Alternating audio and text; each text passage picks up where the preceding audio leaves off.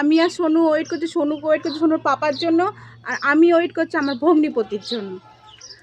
তো আসছে, তাই আমরা দুজনে মিলে ওয়েট করছি না শোনাই। হ্যালো ফ্রেন্ডস, তো তোমরা শুনতেই পেলে যে আমি কার জন্য ওয়েট করছি। হ্যাঁ, আমার সোনুর পাপার জন্য।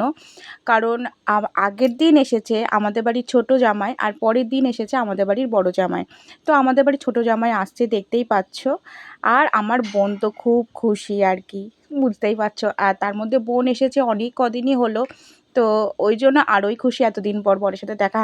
একদিক দিক তো দুঃখ যে ওকে নিয়ে চলে যাবে, তো এই যে বোন চলে এসেছে ওকে এগিয়ে নিয়ে যেতে। আর আমার সোনু বাবা খুব খুশি হচ্ছিল।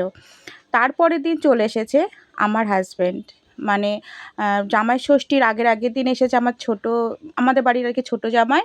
আর যেহেতু জামাই ষষ্ঠী সানডে ছিল, আর স্যাটারডে এসেছে আমার বর, মানে আমার ছেলের বাবা আর কি। তো দেখতেই পাচ্ছ ওই যে আসছে আমাদের বাড়ির বড় জামাই। তা আমি এখানে দাঁড়িয়ে দাঁড়িয়ে আর কি ওয়েট করছিলাম, যতই হোক তো ওয়েট করছিলাম। আমার ছেলেও এখানে পাশে বসেছিল, আমাদের ভাই ছিল। তো ওই যে আসছে, হেলতে দুলতে, দেখতেই পাচ্ছ। তো মানে কি বলবো, এইভাবে না খুব ভালো লাগে। বাড়ির মধ্যে তো এখন দুটোই জামাই, দেখতেই পাচ্ছ তোমরা পোস্টেও দেখে ফেলেছো।